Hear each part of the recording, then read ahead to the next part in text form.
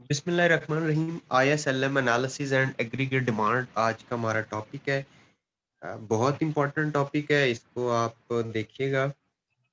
हम सबसे पहले इसके कुछ बेसिक कॉन्सेप्ट्स को या बल्कि मैं आपको कंटेंट्स बताता हूँ कि कौन सी चीज़ें हम डिस्कस करने वाले हैं आज अरे इसमें। आईएसएलएम हम मैक्रो का है ना? जी ISLM, मैक्रो में है ना? हाँ जी, मैक्रो का ही है पोर्शन, मैक्रो का ही है। ISLM जो है हम इसमें ये देखेंगे कि इसमें हम क्यों ISLM एनालिसिस करते हैं और ISLM एनालिसिस है क्या? ये जी। चीज़ आज के कंटेंट्स में। और हम इक्विलिब्रियम इन गुड्स मार्केट देखेंगे, जिसको हम कहते हैं derivation of IS। IS curve की derivation equilibrium in goods market होता है। उसके अलावा हम देखेंगे कि इक्विलिब्रियम इन मनी मार्केट, जिसका मतलब होता है कि हमने डेरिवेशन करनी होती LM कर्व की। और हम साइमल्टेनियसली गुड्स और मनी मार्केट दोनों का इक्विलिब्रियम देखेंगे, जहाँ पे ISLM कर्व इक्वल हो जाते हैं। और उसके अलावा डिराइविंग एग्रीगेट डिमांड को कैसे ड्राइव करते हैं। तो we will try our best कि हम ये सारे कंटेंट्स आज के लेक्चर में डिस्कस करें। जी सर। इवन हमें 2 सेशन भी करने पड़े तो कोशिश करेंगे कि इनको कंप्लीट करें। जी सर। तो इसमें सबसे पहली चीज, जो पहला कंटेंट था, वो था वाई ISLM एनालिसिस हम करते क्यों हैं। देखो, आपको पता है कि इकोनॉमिक्स की हिस्ट्री में सबसे पहले क्लासिकल इकोनॉमिस्ट आए थे। तो क्लासिकल इकोनॉमिस्ट जो थे उन्होंने ये कहा कि rate of interest is a real phenomenon. ये नॉमिनल नहीं है, बल्कि ये एक रियल फिनोमिनन है। और इसको रेट ऑफ इंटरेस्ट को डिटरमाइन करती हैं सेविंग्स और इन्वेस्टमेंट। ठीक है, रियल मार्केट के अंदर सेविंग्स और इन्वेस्टमेंट डिटरमाइन करती हैं कि रेट ऑफ इंटरेस्ट इकोनॉमी में क्या एग्जिस्ट करेगा। तो केन्स जो है, केन्स ये कहता है इसमें कि rate of interest is purely a monetary phenomenon. ये कहता है कि रेट ऑफ इंटरेस्ट जो है वो ये मॉनेटरी फिनोमिनन है। लेकिन ये दोनों जो क्लासिकल थे और केन्स, ये दोनों कोलैप्स कर गए। ये दोनों कोलैप्स कर गए और स्टिल जो मैटर था वो अनडिसाइडेड रहा, या आप ये कह लें कि वो इनडिटर्मिनेंसी रही। Both arguments were challenged because of indeterminacy as number one, rate of interest affect the level of GDP। जो रेट ऑफ इंटरेस्ट है उसकी वजह से जीडीपी का लेवल अफेक्ट होता है bye its effect on investment. क्योंकि जारी बात है, जीडीपी कैसे बनती है, इन्वेस्टमेंट का हिस्सा होती है जीडीपी। जीडीपी का हिस्सा होती है इन्वेस्टमेंट। तो रेट ऑफ इंटरेस्ट जो है वो अफेक्ट होता है लेवल ऑफ जीडीपी से bye its effect on investment. और दूसरे आर्गुमेंट के मुताबिक level of GDP own self affect the rate of interest via demand for money. तो ये डिमांड फॉर मनी जो है उसके जरिए रेट ऑफ इंटरेस्ट जो इफेक्ट होता है केन्स के मुताबिक। तो दोनों जो है ना, मतलब डिटरमाइन नहीं हुआ कि किसकी बात सच्ची है, केन की बात सच्ची है या क्लासिकल इकोनॉमिस्ट की बात सच्ची है। तो a rise in level of GDP as a result of investment is cut short when rate of interest rise as a result of increase in GDP। तो ये तो इनका तो डिसाइड नहीं हुआ, इसलिए इसके ऊपर फर्दर फिर आगे इकोनॉमिस्ट आए और उन्होंने क्या बात की है, ये मैं आपको आगे चल के सर मुझे ना ये बात समझ नहीं है क्लासिकल बता रहा हूँ कि उन्होंने क्या और कहा। ये दोनों का तो डिटरमाइन नहीं हुआ। जो बात की,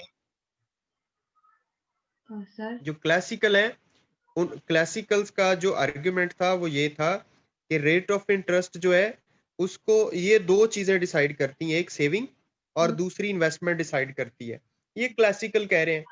लेकिन केन्स कह रहा है कि नहीं, जो रेट ऑफ इंटरेस्ट है इसको प्योरली ये मॉनेटरी फिनोमिना है और supply of demand for money इसे जो है ना वो डिसाइड करती है कि रेट ऑफ इंटरेस्ट क्या होगा। तो ये दोनों के जो स्टेटमेंट है ये कॉन्ट्राडिक्टरी हैं। हाँ जी। और मतलब डिसाइड लोगों को करना था कि किसकी बात सच्ची है, कि केन जो है वो जो बात कर रहा है वो वैलिड है या क्लासिकल जो है वो बात वैलिड है। लेकिन बात हम ये कर रहे हैं कि दोनों को मतलब इनडिटर्मिनेंसी रही। ना तो केन्स की बात कोई मान सका और ना ही क्लासिकल्स की। किसी डिसीजन पे नहीं पहुंचे, क्योंकि क्लासिकल्स के मुताबिक ये आर्गुमेंट आता है कि rate of interest affects the level of GDP bye its effect on investment. Rate of interest जो है वो अफेक्ट करता है लेवल ऑफ जीडीपी को। ठीक है, क्योंकि इन्वेस्टमेंट उसके अंदर होती है जीडीपी के, यानी वाई, जो वाई है हम ऐसे लिखते हैं ना, Y is equal to C plus I plus G, तो इसको हम जीडीपी कहते हैं। इस वाई को क्या जीडीपी।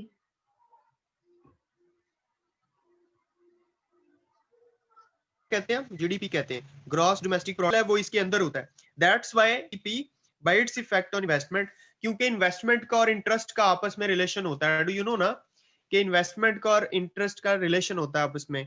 इंटरेस्ट ज्यादा होगा तो इन्वेस्टमेंट कम होती है, और अगर इंटरेस्ट रेट कम हो तो इन्वेस्टमेंट बढ़ जाती है।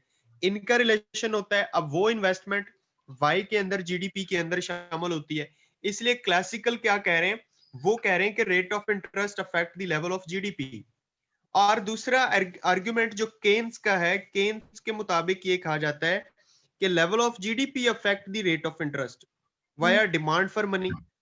वो कहता है इन्वेस्टमेंट, जो क्लासिकल्स हैं वो इन्वेस्टमेंट को क्रेडिट दे रहे हैं, लेकिन जो केन्स है वो डिमांड फॉर मनी को क्रेडिट दे रहा है। तो अब दोनों की जो, लेकिन दोनों जीडीपी को शामिल कर रहे हैं, लेकिन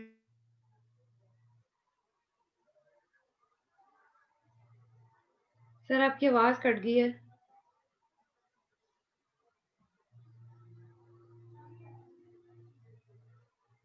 एक कहता है कि रियल, इसमें जो असल जो रोल है डिमांड फॉर मनी डिटरमाइन नहीं हुई। आगे फर्दर लोग जो कहा वो आगे चल के हम डिस्कस करते हैं कि उन्होंने क्या कहा, क्योंकि केन्स और क्लासिकल्स के बाद वाला जो ग्रुप आया है, अब उनके आर्गुमेंट में आपके साथ शेयर करता हूं कि वो क्या कहते हैं सर इसी के एक अंदर। सर आपकी थोड़ी आवाज इतनी कट गई थी कि मुझे ना बीच में सिर्फ 2-4 वर्ड्स आपके सुनाई दिए। मैं काफी देर से आपको कह रही थी कि आवाज कट रही है बहुत ज्यादा।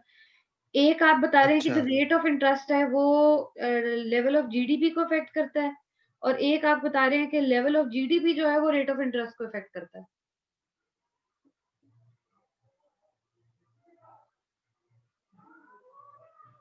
सर आपको मेरी आवाज आ रही है? सर? जी आपको आवाज आ रही है अभी? जी सर आप बताएं। हाँ, अब आप क्वेश्चन को रिपीट कीजिएगा कि आप क्या क्वेश्चन कर रही थी? सर मैं कह रही थी कि जो क्लासिकल इकोनॉमिस्ट है वो कहते हैं कि रेट ऑफ इंटरेस्ट जो है वो अफेक्ट करता है लेवल ऑफ जीडीपी को, और जो नहीं, इन्वेस्टमेंट। हाँ हाँ, वो कहते हैं कि जो इन्वेस्टमेंट है ना, इन्वेस्टमेंट, जो रेट ऑफ इंटरेस्ट है वो जीडीपी को अफेक्ट करता है वाया इन्वेस्टमेंट, ठीक। इन्वेस्टमेंट की वजह से। लेकिन जो केन्स है वो कहता है कि रेट ऑफ इंटरेस्ट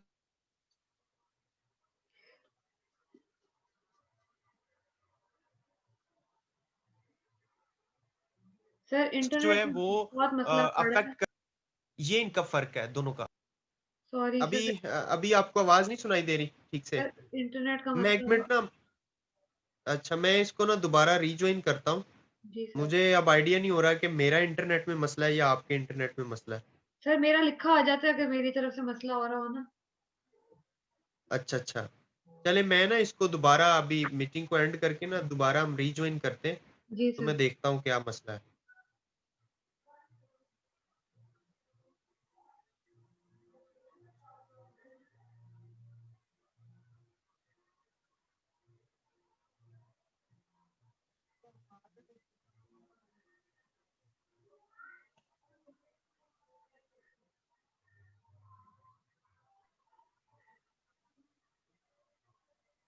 जी अभी बताइएगा, आपको आवाज आ रही है? मैंने बाकी एप्लीकेशन सारी बंद कर दी है। जी सर अभी तो आ रही है आवाज आपकी। अभी आवाज आ रही है, अच्छा सर एक ठीक दफा मैं है। बताऊं आपने क्या बताया, ताकि आप मुझे करेक्ट कर सकें अगर मैं गलत बता रही हूँ तो। जी आपने जी ये जी, बताया कि क्लासिकल इकोनॉमिस्ट जो हैं वो ये कहते हैं कि जो रेट ऑफ इंटरेस्ट है ना वो लेवल ऑफ जीडीपी के ऊपर अफेक्ट करता है थ्रू इन्वेस्टमेंट, और जो बिल्कुल सही। केन्स है ना वो लेवल ऑफ जीडीपी जो है ना वो इफेक्ट करता है रेट ऑफ इंटरेस्ट पे थ्रू डिमांड फॉर मनी। आप बिल्कुल ऐसे ही, यही मैंने दो, ये इनमें डिफरेंस है बस। ठीक है। और सर ये दोनों बातें जो है ना ये ये इनडिटर्मिनेंसी की वजह से दोनों कैंसिल आउट हो गई थी बातें। हाँ, मतलब इस पे फर्दर लोगों ने और बात की, जैसे हिग्स है, हैंसन है। तो अभी हम हिग्स और हैंसन की बात कर रहे हैं, जो अभी आपके सामने आपकी स्क्रीन पे नजर आ रहा है ना आपको, कि जी वाई आईएसएलएम एनालिसिस हम क्यों करते हैं इसमें। हिग्स और हैंसन की मैं बात आपको बताता हूँ, ये आपके सामने है। जी जो हिक्स और हैंसन है, they integrated both real parameters of saving and investment, यानी जो क्लासिकल्स ने कहा, and monetary parameters of supply and demand for money to ISLM analysis. तो इन्होंने क्या किया, हिक्स ने और हैंसन ने दोनों को मर्ज कर दिया, रियल सेक्टर को भी और मॉनेटरी सेक्टर को भी, यानी केन्स के थॉट्स को भी और क्लासिकल्स के थॉट्स को भी मिक्स कर दिया, उनको इंटीग्रेट कर दिया। तो this is popularly known as Hicks Hansen synthesis. तो इसी वजह से जो हिक्स है, JR हिक्स इसका पूरा नेम है, और हैंसन वो पॉपुलर भी हुए और उनका ये एक पूरे का पूरा सिंथेसिस कहलाता है। So simultaneous determination of rate of interest and the real GDP and alternate derivation of aggregate demand curve is at the core of ISLM analysis. तो ISLM analysis का जो क्रक्स है वो एग्रीगेट डिमांड पे जाता है, और क्रक्स इसका इसने हिक्स और हैंसन ने दिया है। ठीक है, इन्होंने बात को खत्म किया था कि ओरिजिनल बात क्या है। इन्होंने क्या किया कि मॉनेटरी सेक्टर और रियल सेक्टर दोनों के कॉम्बिनेशन को लिया, दोनों के इंटरसेक्शन को लिया, और इन्होंने डिसाइड किया कि यहाँ पे रेट ऑफ इंटरेस्ट डिसाइड होगा। ठीक है ना। ठीक है सर, इन्होंने कहा बेसिकली यही था कि जो रेट ऑफ इंटरेस्ट है ना वो वाया इन्वेस्टमेंट और via demand and supply for money दोनों की वजह से इफेक्ट होता है। इन्होंने इन्होंने ये कहा कि इन्होंने कहा कि जो क्लासिकल्स कह रहे हैं वो भी ठीक कह रहे हैं, हाँ जी और जो केन्स कह रहा है वो भी ठीक कह रहे हैं। तो इन्होंने एडिशन ये किया कि दोनों को पकड़ा, IS को और LM को, यानी मनी को और रियल सेक्टर को पकड़ा और मर्ज कर दिया, और जहां पे रियल सेक्टर और मॉनेटरी सेक्टर दोनों इक्वेट हो गए, वहां पे इन्होंने कहा जी मार्केट के अंदर इक्विलिब्रियम होता है। ठीक है इन्होंने दोनों ने मर्ज कर दिया, और इसी चीज को हम ISLM एनालिसिस भी कहते हैं, या ISLM एनालिसिस का हम क्रक्स कहते हैं। ठीक ये तो ये तो इंट्रोडक्शन आ गया, मतलब वाई वाली बात आ गई कि हम इसको क्यों स्टडी करते हैं, किस किसने क्या बात की। अब हम बात करते हैं कि ये है क्या, व्हाट इज ISLM एनालिसिस, ये है क्या। The term IS refers to equality between investment and savings. IS का मतलब क्या है, I for investment and S for saving.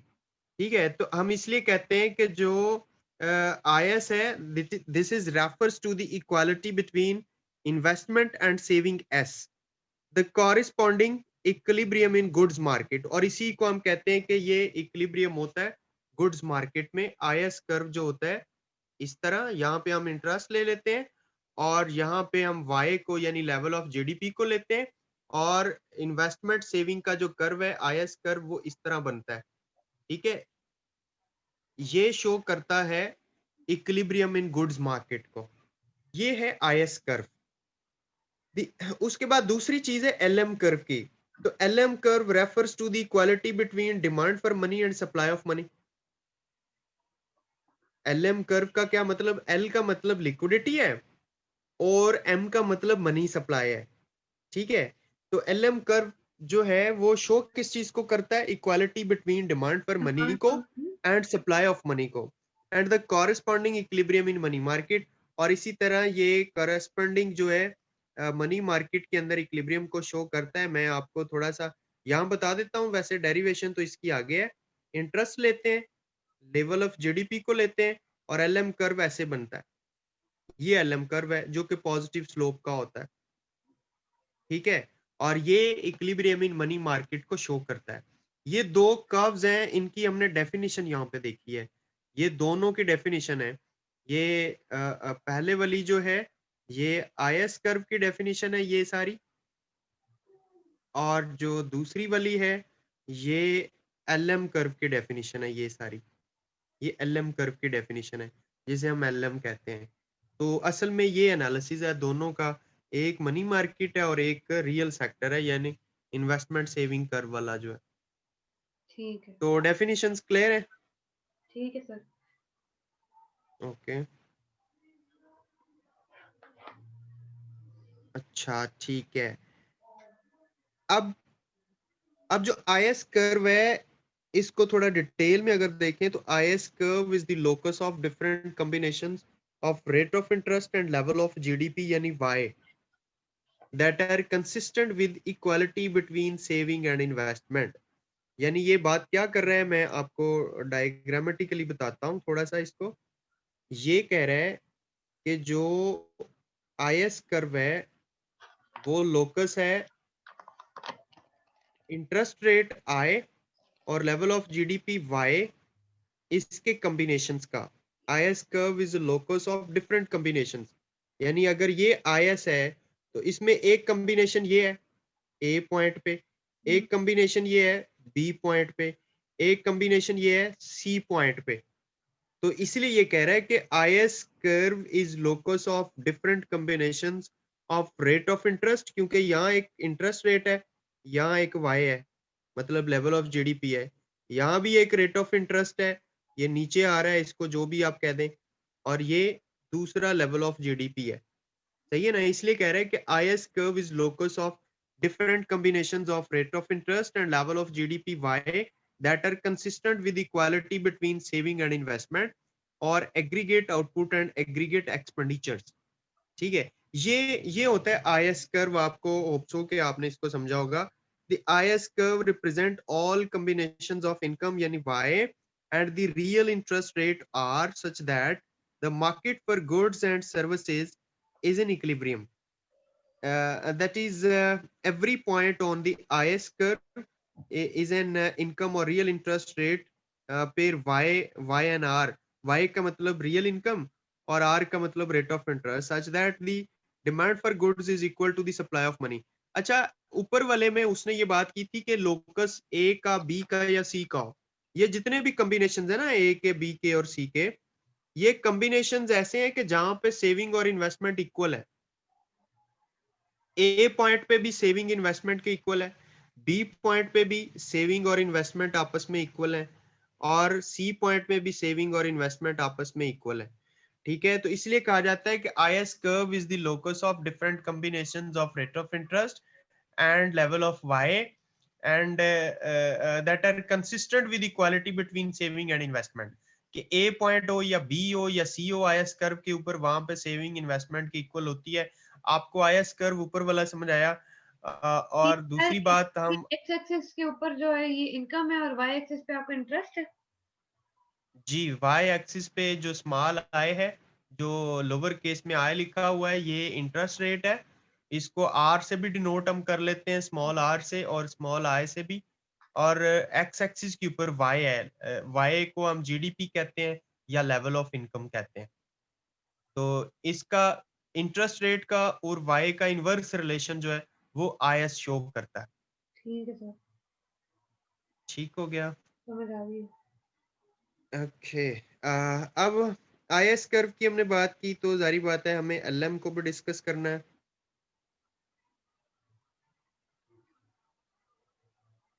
बल्कि इसकी जो डेरिवेशन है हम उसकी तरफ चलते हैं। IS कर्व की derivation curve is derived from the using three relationships। अब ये तीन relationships जो अभी आ रहे हैं ना, ये बहुत इंपॉर्टेंट है आपके लिए। इन्वेस्टमेंट डिमांड फंक्शन एक होता है। जो इन्वेस्टमेंट डिमांड फंक्शन है ना, वो ये बताता है कि इन्वेस्टमेंट जो है is a function of rate of interest. ये बताता है इन्वेस्टमेंट डिमांड फंक्शन। और वो क्या बताता है? वो ये बताता है कि इंटरेस्ट रेट अगर ज्यादा होगा तो उसकी वजह से इन्वेस्टमेंट कम होगी, एंड वाइस वर्सा। समझ रहे हैं मेरी बात?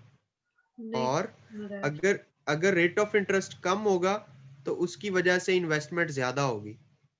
ये इन्वेस्टमेंट डिमांड फंक्शन है। ये आपको क्लियर हुई है बात? सर बेसिकली डिमांड फंक्शन है ना, किसी चीज की डिमांड ज्यादा होती है तो उसकी मतलब यहाँ पे ये बात आ रही है, नहीं, यहाँ पे असल में पता है क्या होता है? लोग बैंक से लोन लेकर उन्होंने इन्वेस्टमेंट करनी होती है, बिजनेस में लगाना होता है पैसा।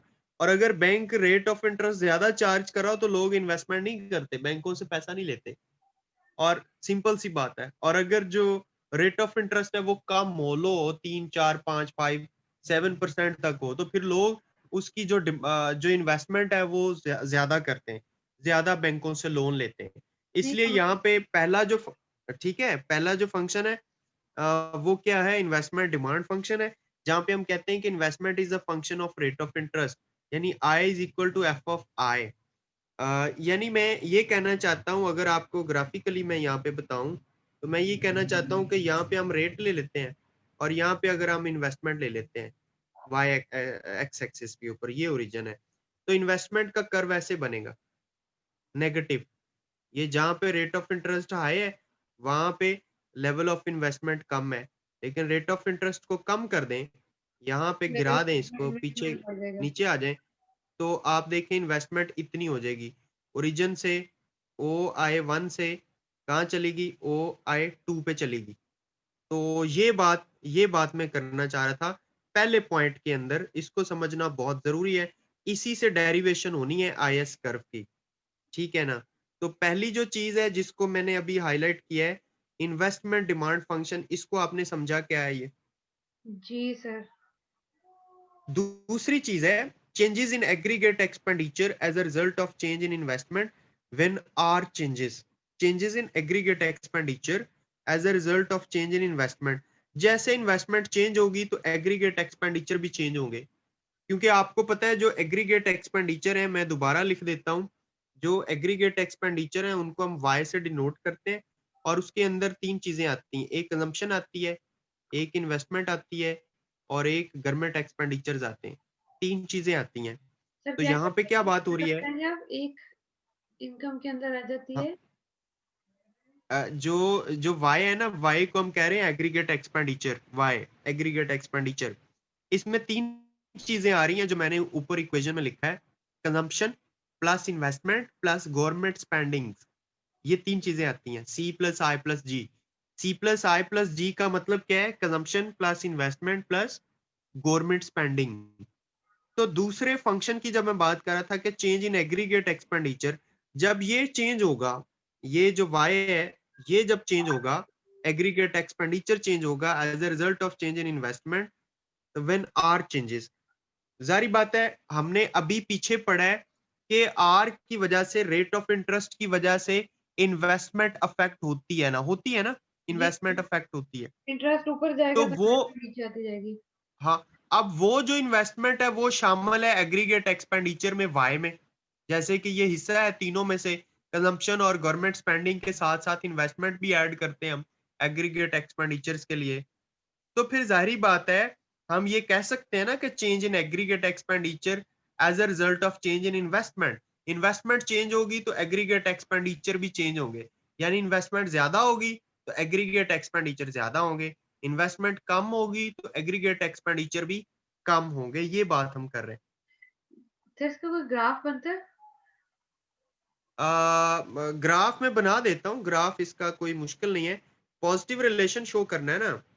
तो आप ये देखें कि एक तरफ आप शो कर दें एग्रीगेट एक्सपेंडिचर को, यहाँ पे ये एग्रीगेट एक्सपेंडिचर है, एडी या एई, और यहाँ पे है वाई। तो इसका ये ग्राफ बनता है एग्रीगेट एक्सपेंडिचर का, पॉजिटिव, ओरिजिन से के ऊपर से स्टार्ट होता है और ऐसे पॉजिटिव इसकी स्लोप होती है। जैसे अगर इनकम इतनी है तो एग्रीगेट एक्सपेंडिचर इतने हैं, अगर इनकम बढ़ के यहाँ पे चली गई है, यानी 100 से $200 पे चली गई है, तो फिर आप देखें कि एग्रीगेट एक्सपेंडिचर भी बढ़ गए ना, जी, जी। इनकम बढ़ रही है, एग्रीगेट एक्सपेंडिचर भी बढ़ रहे हैं। लेकिन वो ये कह रहा है कि यहाँ पे इन्वेस्टमेंट रोल प्ले कर रही है। जारी बात है, इन्वेस्टमेंट जो है वो कम ज्यादा होगी तो एग्रीगेट एक्सपेंडिचर भी शफल होंगे। एग्रीगेट जो जो इन्वेस्टमेंट है अगर वो ज्यादा होती है तो आपका जो एग्रीगेट डिमांड है वो क्या होगा, आउटवर्ड शिफ्ट कर देगा। और बेसिकली अगर आपकी सर इन्वेस्टमेंट कम हो, जब इसका रिलेशन ये है ना कि जैसे-जैसे एग्रीगेट एक्सपेंडिचर बढ़ेगा इन्वेस्टमेंट के हम्म, बढ़ने की वजह से, जो कि हाँ हाँ, इंटरेस्ट रेट के चेंज की वजह से बढ़ रहा है। हाँ, इन्वेस्टमेंट कम होती इंटरेस्ट जाएगी। जो है, हाँ, इंटरेस्ट का और एग्रीगेट एक्सपेंडिचर का इनडायरेक्ट रिलेशन है। वही सर देखिए इंटरेस्ट इसका का देखिए ओ, देखिए जब इंटरेस्ट रेट बढ़ेगा ना तो इन्वेस्टमेंट कम हो जाएगी और अगर इन्वेस्टमेंट कम हाँ होएगी जी, तो बिल्कुल, एग्रीगेट डिमांड भी कम हो जाएगी। बिल्कुल ऐसे, बिल्कुल ऐसे। ठीक है। हाँ, तो ये चीज क्लियर होगी। एक तीसरी चीज इसमें है जो अभी ग्रीन में लिखी हुई है, relationship between different level of rate of interest and GDP and equality between saving and investment, that is IS curve। ठीक है, इसी को हम IS कर्व कहते हैं। और ये तीनों ग्राफ अभी आगे वाली स्लाइड में मैंने आपको बताने, एक इन्वेस्टमेंट फंक्शन जिसका इनवर्स रिलेशन है रेट ऑफ इंटरेस्ट के साथ, एक एग्रीगेट एक्सपेंडिचर वाला ग्राफ है जिसका रिलेशनशिप इन्वेस्टमेंट के साथ और फिर उसके बाद रेट ऑफ इंटरेस्ट के साथ है। तीसरी जो चीज है फाइनली जिसको हम ड्राइव करने जा रहे हैं वो IS कर्व है, और उसमें सेविंग और इन्वेस्टमेंट होती है। Relationship between different level of rate of interest and Y यानी जीडीपी। इस जीडीपी को हम क्या कहते हैं, वाई कहते हैं। And the equality between level है। सेव, हाँ ये जो जीडीपी है ना, ग्रॉस डोमेस्टिक प्रोडक्ट, इसको हम लेवल ऑफ नेशनल इनकम भी कहते हैं, हम लेवल ऑफ इनकम भी मैक्रो में कहते हैं, हम इसको जीडीपी भी कहते हैं, हम इसी को एग्रीगेट एक्सपेंडिचर भी कहते हैं, AE भी इसी को कहते हैं। अच्छा, ठीक है, एग्रीगेट एक्सपेंडिचर, इनकम और जीडीपी तीनों का जो है वो एक ही मतलब होता है। ये इसका मतलब एक ही होता है मैक्रो में ना। अच्छा, ये 3 पॉइंट्स आगे, 3 पॉइंट्स क्लियर हो गए, तो आगे चलते हैं हम। जी सर। ओके,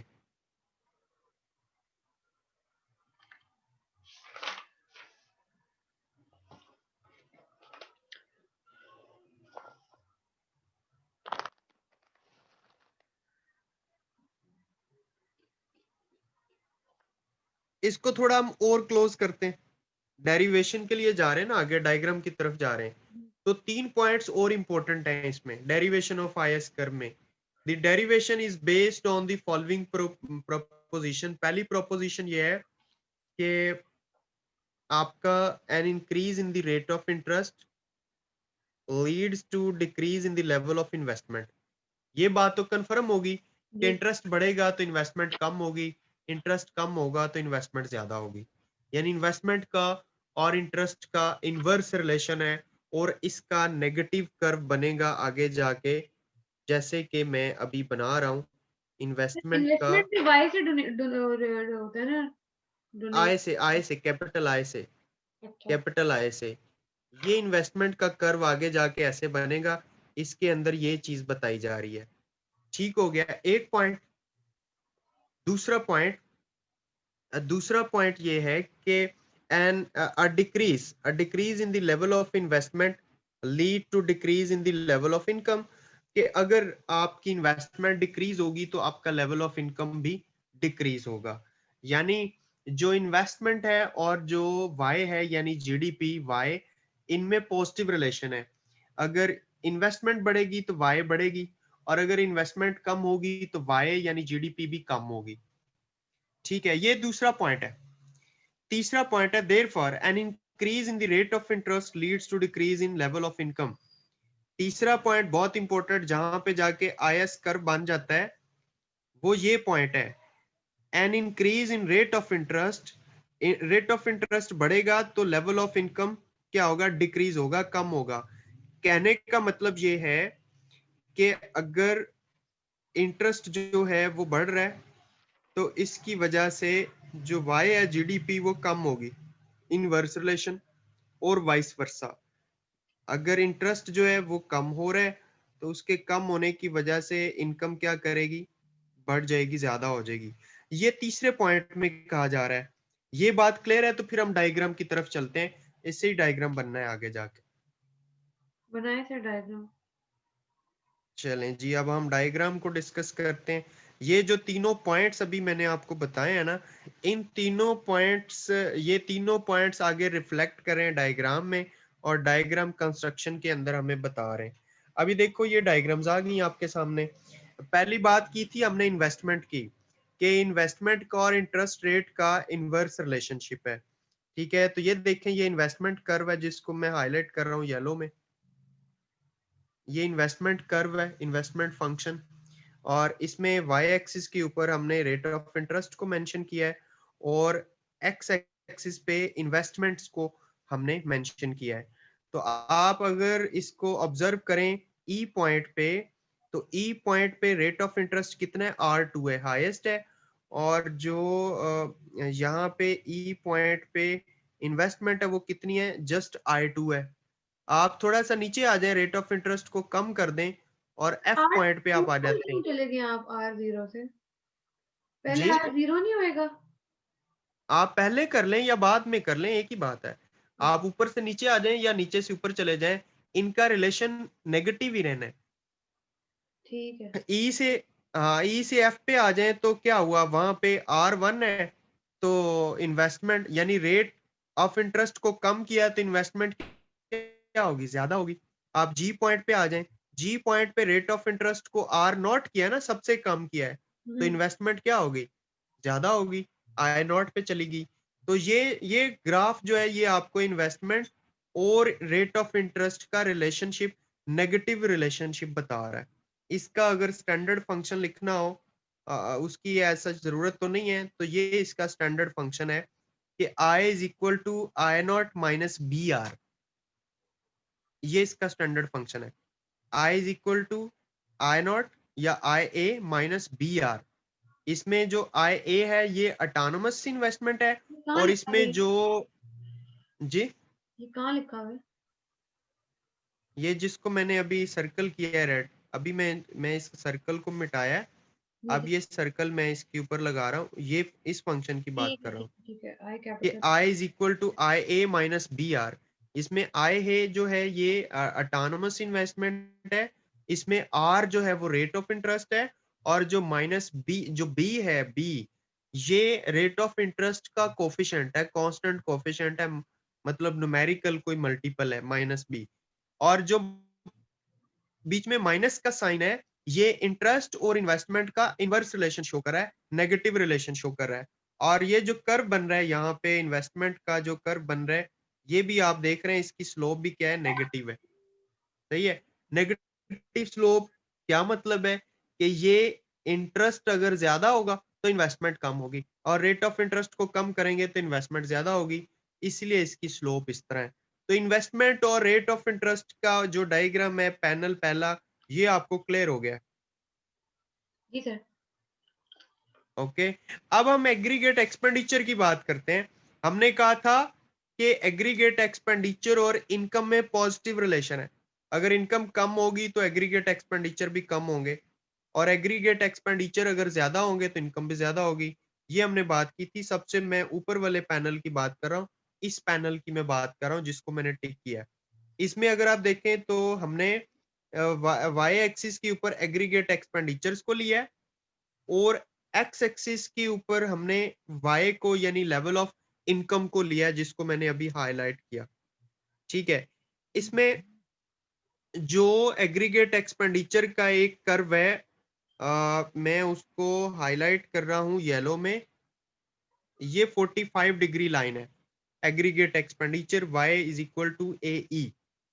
ठीक, और एक एग्रीगेट एक्सपेंडिचर जो है बल्कि इस वाई को हमें कहना चाहिए, इस वाई को हमें कहना चाहिए, एक मिनट मैं पेन उठा लूं यहाँ से, इस वाई को, एक मिनट, पेन सेलेक्ट नहीं हो रहा। ये जो ये जो कर्व है वाई का, इसको एग्रीगेट सप्लाई कहना चाहिए,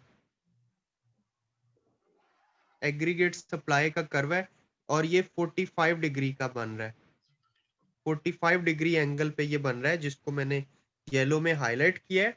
इस वाई को एग्रीगेट सप्लाई कहना चाहिए। और जो एग्रीगेट डिमांड है, वो AE से उसको मेंशन किया हुआ है। उसका जो पहला कर्व है,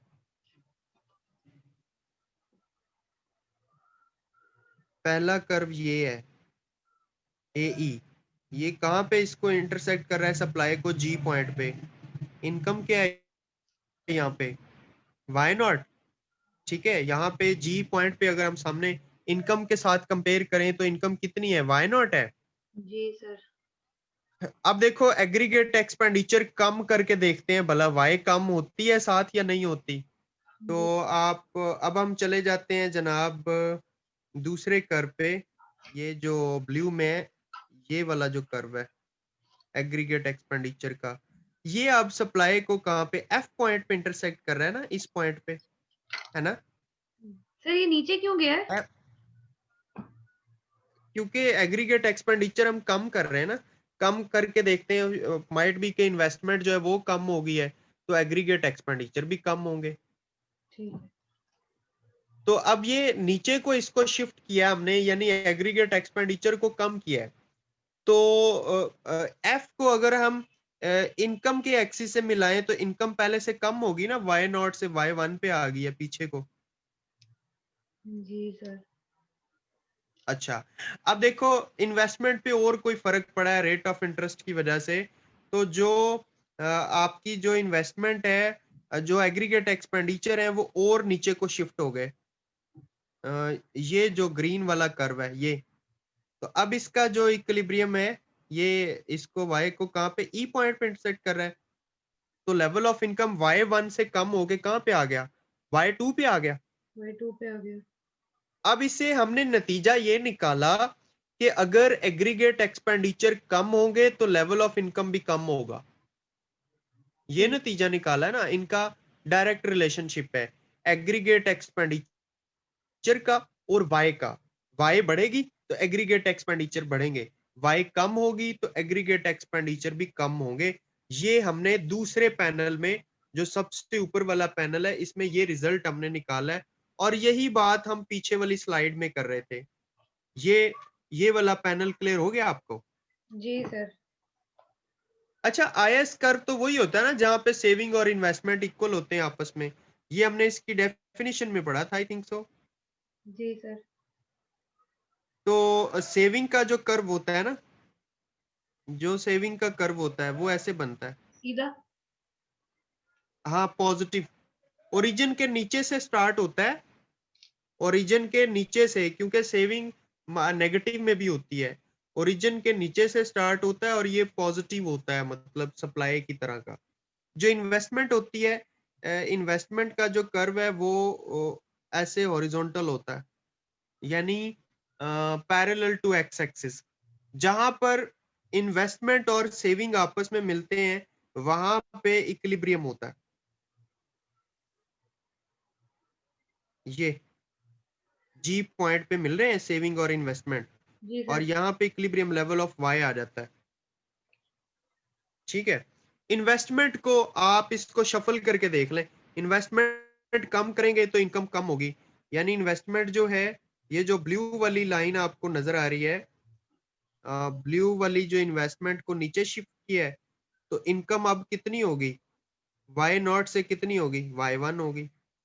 आप इसको मतलब आप दोबारा इसको जो है, आप इन्वेस्टमेंट को और कम करके देखें यहाँ पे, अगर इन्वेस्टमेंट को और कम करते हैं तो अब इक्विलिब्रियम ई पॉइंट पे होगा, और इनकम y1 से कम होके y2 पे आ जाएगी। ठीक है ना, इन्वेस्टमेंट कम होगी तो क्या होता जाएगा, इनकम कम होती जाएगी। तो ये तीन तीन चीजें हमने डिस्कस की थी। अब हम आईएस कर्व को ड्राइव कर सकते हैं, बना सकते हैं।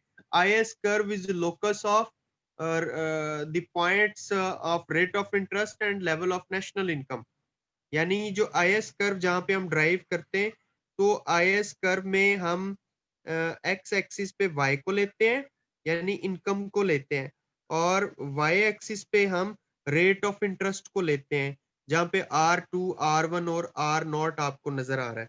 सर 1 सेकंड ठीक है, दोबारा बताते हैं, ये अभी आपने आखिरी बात क्या की है? मैंने ये कहा है कि जो इन्वेस्टमेंट सेविंग कर्व है, आईएस कर्व, हुँ। हम इसमें जब हम पैनल बनाते हैं, जब डायग्राम बनाते हैं, तो हम इस तरह बनाते हैं कि जो वाई एक्सिस है उस पे रेट ऑफ इंटरेस्ट को लेते हैं, और जो एक्स एक्सिस है वहां पे हम वाई को लेते हैं, और ये ओरिजिन होता है। ठीक है, जैसे मैं साथ साथ ड्रॉ भी कर रहा हूँ, तो हम इसमें ये कहते हैं कि इन्वेस्टमेंट सेविंग कर्व या आईएस कर्व का डेफिनेशन ये है कि is locus of rate of interest and level of national income where saving equal to investment. Definition मैंने इसकी बताई है, और चूंकि हम ये पीछे एनालिसिस कर चुके कि रेट ऑफ इंटरेस्ट का और एग्रीगेट डिमांड यानी वाई का नेगेटिव रिलेशन होता है, उसके नेगेटिव रिलेशन की वजह से आपका जो इन्वेस्टमेंट सेविंग का कर्व है वो इस तरह नेगेटिव स्लोप का बनता है। ठीक है, किस तरह नेगेटिव स्लोप का बनता है? इस तरह नेगेटिव स्लोप का बनता है। ये आईएस कर्व है। ठीक ठीक है, है। ये लोकस हैं पॉइंट्स के जिनको मैं मतलब ये यहाँ पे बना रहा हूँ, सर्कल बना रहा हूँ। ठीक है, यहाँ पे इंटरेस्ट ज्यादा है तो यहाँ पे इनकम कम है, y1 कह देता हूँ। यहाँ पे इंटरेस्ट को और कम कर दिया तो इनकम क्या कर गई? ज्यादा कर गई। ये इंटरेस्ट को कम किया, इनकम किधर चलेगी? ज्यादा होगी, आगे होगी। आगे चलेगी, y2 पे चलेगी। यहाँ पे इंटरेस्ट को और कम किया तो इनकम क्या कर गई? और और बढ़ गई, ज्यादा हो गई। तो ये आईएस कर्व है असल में। ये एंड वाला जो पैनल है, ये एंड वाला जो पैनल है, आईएस कर्व यहाँ पे आपको दिखाई दे रहा है। ई एफ और जी के अगर आप पेयर देखें तो ई पॉइंट पे रेट ऑफ इंटरेस्ट OR2 है, सबसे ज्यादा है, तो वहां पे इनकम OY2 है। लेकिन अगर आप रेट ऑफ इंटरेस्ट को और डाउन करें, R1 पे ले जाएं, तो इक्विलिब्रियम कहाँ पे हो रहा है गुड्स मार्केट में? एफ पॉइंट पे हो रहा है। और एफ पॉइंट पे जो लेवल ऑफ इनकम है वो Y2 से जंप करके कहाँ पे चला गया? OY1 पे चला गया। इसी तरह रेट ऑफ इंटरेस्ट को और कम किया हमने, उसको R1 से R0 पे आ गए, तो गुड्स मार्केट में इक्विलिब्रियम कहाँ पे चला गया? जी पॉइंट पे चला गया। तो जी पॉइंट के सामने आप देखें, रेट ऑफ इंटरेस्ट को जब हमने गिराया तो Y कहाँ पे चली गई? OY1 से जंप करके कहाँ पे चली गई? OY0 पे चली गई। तो this is the IS curve showing negative relationship between rate of interest and level of income. ठीक है सर। तो असल में इसकी डेरिवेशन हम कर रहे थे, इसकी डेरिवेशन अब रहेगी आपके जेहन में। जी सर। चलें, ये बहुत अच्छा हो गया। अब इसकी जो स्लोप है, इसका जो कर्व है आईएस कर्व का, इसकी स्लोप जो है ये इसकी स्लोप मतलब ज्यादा कब होती, कम कब होती है, ये शिफ्ट कैसे करता है, अब हम उसकी बात करेंगे, स्लोप ऑफ आईएस कर्व की। क्योंकि स्लोप ऑफ आईएस कर्व पे एमसीक्यूज भी हमें आ सकता है और इसकी स्लोप को बहुत पूछता है वो, स्लोप ऑफ आईएस कर्व। तो the slope of IS curve depend on two things. यहाँ पे पहला पॉइंट ये है कि द सेंसिटिविटी ऑफ इन्वेस्टमेंट यानी aggregate expenditure to rate of interest, interest rate changes. पहली चीज कि जो एग्रीगेट एक्सपेंडिचर है उनके साथ यानी वाई के साथ जो इंटरेस्ट रेट है उसकी सेंसिटिविटी की वजह से इसकी स्लोप डिसाइड होती है आईएस कर्व की। और दूसरा पॉइंट इसमें जो बहुत सिग्निफिकेंट है वो वैल्यू ऑफ मल्टीप्लायर है कि कितने टाइम चेंज आती है। मल्टीप्लायर का मतलब ये कि कितने टाइम चेंज आती है, यानी चेंज की इंटेंसिटी क्या होगी।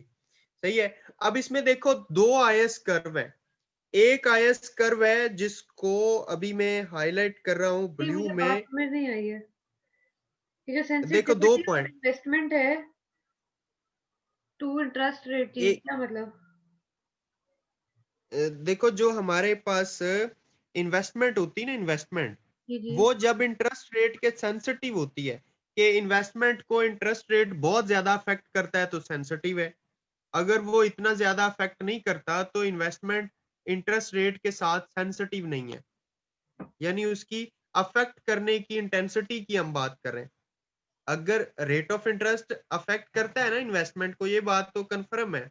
जी सर। लेकिन अगर रेट ऑफ इंटरेस्ट में थोड़ा सा चेंज आए नेगेटिव नहीं करता? और इन्वेस्टमेंट में रेट ऑफ इंटरेस्ट में अगर थोड़ा सा चेंज आए, उसकी वजह से इन्वेस्टमेंट में बड़ी चेंज आ जाए, बड़ी तब्दीली आ जाए, तो इसे कहते हैं कि रेट ऑफ इंटरेस्ट इन्वेस्टमेंट के साथ बहुत सेंसिटिव है उसका रिलेशन।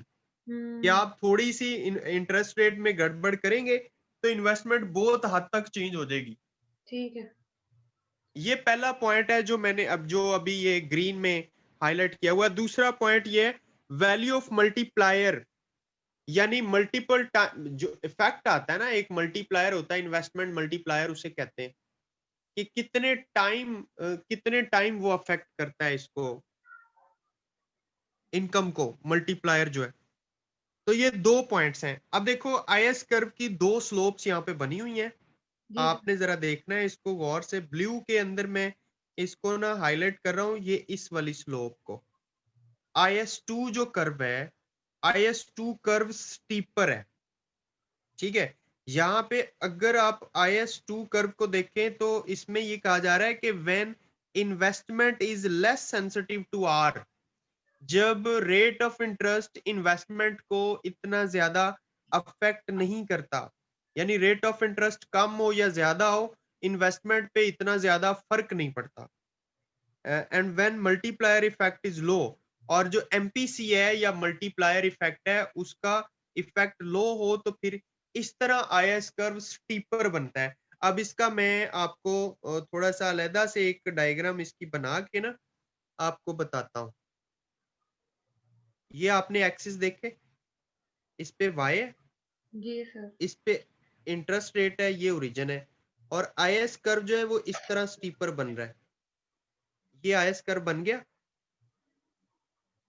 ठीक है ना, आईएस कर्व बन गया। अब इस पॉइंट पे अगर आप देखें तो रेट ऑफ इंटरेस्ट कितना है, लेट सपोज के वो है I2 है, I2 है, 20% है।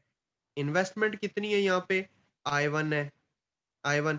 रेट ऑफ इंटरेस्ट को बहुत ज्यादा गिरा देते हैं, बहुत ज्यादा चेंज कर देते हैं।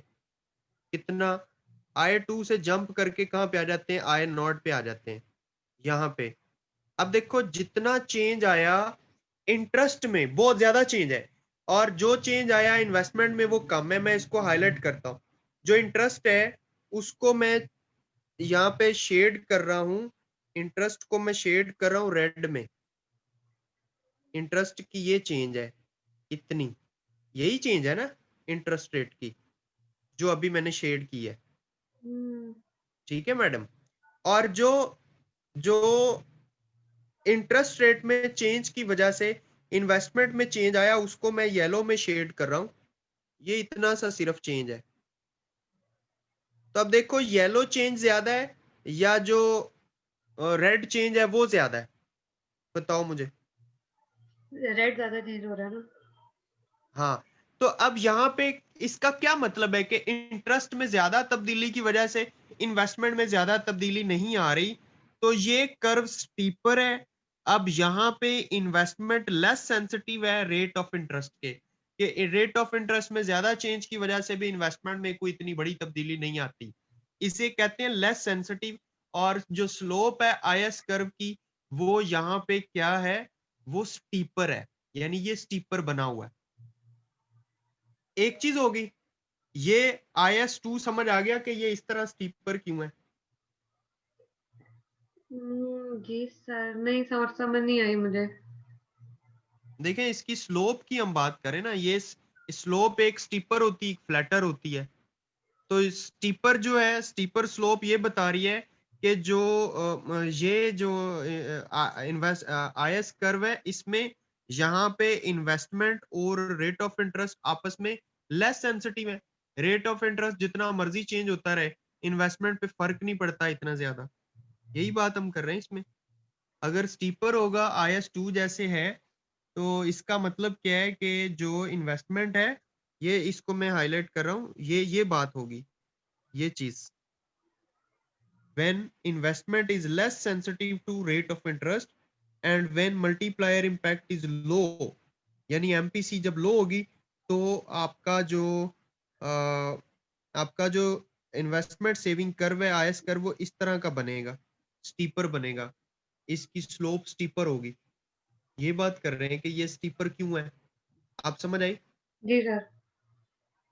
अच्छा, अब फ्लैटर की बात कर लेते हैं, दूसरी बात कर लेते हैं फ्लैटर की। यानी जब आईएस कर्व, IS1 की अब बात कर रहे हैं हम, IS1 की, when investment is more sensitive to rate of interest and multiplier value यानी MPC is high, then slope of IS curve will be flatter। ठीक है, जिस तरह के IS1 आपको दिखाई दे रहा है यहाँ पे, ये बात मैं कर रहा हूं,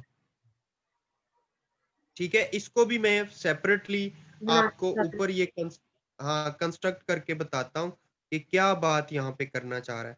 देखो हम यहाँ पे दो एक्सिस ले रहे हैं, सबसे पहले एक रेट ऑफ इंटरेस्ट का y एक्सिस पे, और x एक्सिस पे y को हम ले लेते हैं, ये ओरिजिन है। ये 2 एक्सिस आप बना लेंगे और जो IS कर्व है वो हम ये IS कर्व बना रहे हैं, ठीक है, नेगेटिव स्लोप के साथ। ये IS कर्व बन गया। अब ये जो IS कर्व है इसकी स्लोप फ्लैटर है। आपको पता है इसकी स्लोप फ्लैटर क्यों है? पहली रीजन ये है कि जो रेट ऑफ इंटरेस्ट है वो इन्वेस्टमेंट के साथ यहाँ पे क्या है, वो ज्यादा सेंसिटिव नहीं है। रेट ऑफ इंटरेस्ट जो है वो ज्यादा सेंसिटिव है, सॉरी, रेट ऑफ इंटरेस्ट जो है वो ज्यादा सेंसिटिव है इन्वेस्टमेंट के साथ। इस वजह से ये जो IS कर्व है ये फ्लैटर है, इसकी स्लोप फ्लैटर है, और जो MPC है, मल्टीप्लायर जो इफेक्ट है वो भी लो है। अब कैसे? अब देखिए हम तजर्बा कर लेते हैं इसका, कि हम देखते हैं इस पॉइंट पे कोई रेट ऑफ इंटरेस्ट है, लेट सपोज के 10% है 10%। रेट ऑफ इंटरेस्ट, 10% है, और जो इनकम है वो यहाँ पे है Y1, ठीक हो गया। अब हम क्या करते हैं, हम थोड़ा सा रेट ऑफ इंटरेस्ट को चेंज करते हैं।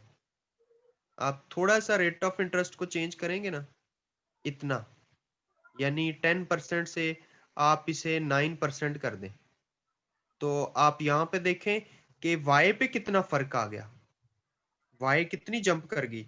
अब मैं जो Y है, Y इसको मैं रेड में शेड कर रहा हूँ, जो Y में चेंज आया,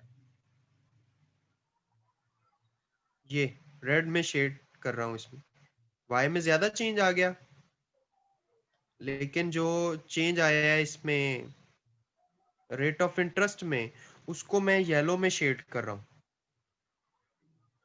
ये येलो में शेड कर रहा हूँ, ठीक है। देखो कितना फर्क है, रेट ऑफ इंटरेस्ट में 1% का चेंज आया, लेकिन लेवल ऑफ इनकम में ज्यादा चेंज कौन सा है, रेड वाला येलो वाला? रेड में सर। रेड में ज्यादा चेंज है, यानी वाई में ज्यादा चेंज आ गया इंटरेस्ट में, थोड़ी सी तब्दीली की वजह से। इसे कहते हैं फ्लैटर स्लोप वाला IS कर्व। यहाँ पे ये फ्लैटर इसलिए है क्योंकि यहाँ पे रेट ऑफ इंटरेस्ट और इन्वेस्टमेंट का ताल्लुक ज्यादा सेंसिटिव है। आप रेट ऑफ इंटरेस्ट को थोड़ा सा चेंज करेंगे तो जो लेवल ऑफ इनकम है या जो इन्वेस्टमेंट है उस पर बहुत ज्यादा फर्क पड़ेगा, ठीक है। ठीक है ये सर। दूसरी स्लोप है इसकी IS कर्व की। तो ये बात क्लियर होगी इसकी स्लोप वाली। ठीक सर, ठीक सर। ठीक है शीजा, इसमें कोई क्वेश्चन है तो पूछ लें, फिर आगे बढ़ेंगे हम। नहीं सर, कोई क्वेश्चन नहीं है, समझ लग गई है। ठीक है, चलें जी, हमने हमारी IS कर्व की जो स्लोप है वो भी अंडरस्टैंड हमने कर ली। Let we proceed toward factor that shift the IS curve. अब एक तो इसकी स्लोप थी कि ये फ्लैटर है या जो, अब IS कर्व जो है ना शिफ्ट भी करता है ना, शिफ्ट भी करता है अपनी ओरिजिनल पोजीशन से। तो वो कब करता है, कैसे करता है, अब मैं आपको वो बताने जा रहा हूँ। भाई IS कर्व की मैं बात कर रहा हूँ, ये Y है, ये ओरिजिन है, ये इंटरेस्ट रेट है। अगर ये IS कर्व है तो बेसिकली तो ये ऐसे शिफ्ट भी तो करता है ना IS जी, कर्व, जी। हाँ और जी। ये, हाँ ये ऐसे शिफ्ट भी तो करता है ना, इस तरह, सॉरी, इस तरह शिफ्ट भी तो करता है ये। तो ये शिफ्ट कब करता है, क्या अवामल है, क्या चीजें हैं, वो हम डिस्कस करने जा रहे हैं अभी। तो अ change in autonomous factor, autonomous factor वो होते हैं जो कि एक वेरिएबल यानी रेट ऑफ इंटरेस्ट के ऊपर डिपेंड नहीं करते, बल्कि other than rate of interest होते हैं। IS कर्व का जो इंडिपेंडेंट वेरिएबल है वो तो इंटरेस्ट है ना, लेकिन यहाँ पे अ change in autonomous factor, autonomous factor वो होते हैं जो मतलब अपना इख्तियार खुद रखते हैं, उनको कोई दूसरा वेरिएबल अफेक्ट नहीं करता। A change in autonomous factor that is unrelated to the interest rate, जो कि इंटरेस्ट रेट से रिलेट नहीं करते, उनकी बात हो रही है यहाँ पे। जो इंटरेस्ट रेट से रिलेट नहीं करते उनकी बात हो रही, वो ऑटोनोमस फैक्टर है। Change in autonomous consumer expenditure, अगर कंज्यूमर के जो ऑटोनोमस एक्सपेंडिचर्स हैं उनमें चेंज आ जाए तो IS कर्व शिफ्ट कर देता है। कैसे? अगर वो एक्सपेंडिचर ज्यादा होंगे तो IS कर्व आउटवर्ड शिफ्ट कर देगा, ठीक है। अगर वो ऑटोनोमस एक्सपेंडिचर कम होंगे तो IS कर्व इनवर्ड शिफ्ट कर जाएगा, पहली चीज। दूसरी चीज ये कि change in planned investment spending unrelated to interest rate, यानी एक ऐसी इन्वेस्टमेंट होती है, जो इंटरेस्ट रेट से अफेक्ट होती है, लेकिन एक ऐसी इन्वेस्टमेंट होती है जो ऑटोनमस होती है, जिसका इंटरेस्ट रेट के साथ कोई लिंक नहीं होता। अगर वो चेंज होती है तो आपका जो आईएस कर्व है वो शिफ्ट कर जाता है पॉजिटिवली। उसके बाद चेंजेस इन गवर्नमेंट स्पेंडिंग, अगर गवर्नमेंट की स्पेंडिंग में चेंज आता है, गवर्नमेंट स्पेंडिंग बढ़ जाएंगी तो आपका जो आईएस कर्व है आउटवर्ड शिफ्ट कर जाएगा। गवर्नमेंट स्पेंडिंग अगर कम हो जाएंगी तो आपका आईएस कर्व इनवर्ड शिफ्ट हो जाएगा। हाँ, इसके बाद चेंजेस इन टैक्सेस है, तो टैक्सेस में अगर चेंज आता है तो उसकी वजह से भी आईएस कर्व शिफ्ट करता है। वैसे जो और टैक्सेस में चेंज है, आप देखेंगे टैक्सेस का जो चेंज है वो अगर तो पॉजिटिवली है एग्रीगेट डिमांड पे वाई पे, तो फिर जारी बात है आईएस कर्व आउटवर्ड शिफ्ट करेगा। अगर उसका इफेक्ट नेगेटिव है तो आईएस कर्व इनवर्ड शिफ्ट करेगा। इसी तरह changes in net exports are related to interest rate, वो नेट एक्सपोर्ट्स जिनका इंटरेस्ट रेट से कोई ताल्लुक नहीं है, अगर उनमें चेंज आता है तो भी आपका जो आईएस कर्व है वो शिफ्ट करता है। हम यहाँ पे सिर्फ ये बात कर रहे थे कि आईएस कर्व जो है ना वो शिफ्ट कब करता है, आउटवर्ड कब शिफ्ट करता है और इनवर्ड कब शिफ्ट करता है। तो ये बात क्लियर होगी। जी सर, गवर्नमेंट स्पेंडिंग ज्यादा, गवर्नमेंट स्पेंडिंग कम। जी, तो यहाँ पे यही चीज जो है इसको आप देख लें डायग्राम में, एग्रीगेट एक्सपेंडिचर कम हो रहे हैं, ये लाइनें नीचे को आ रही है ना, A E naught of R naught and A E naught of R naught green में, उसके बाद फिर ब्लू में डॉटेड लाइन है A E one of R one aggregate expenditure. ये क्या हो रहे हैं, नीचे को शिफ्ट कर रहे हैं ना, जैसे जैसे ये नीचे को शिफ्ट कर रहे हैं लेवल ऑफ इनकम कम हो रहा है और जो रेट ऑफ इंटरेस्ट है वो भी कम हो रहा है।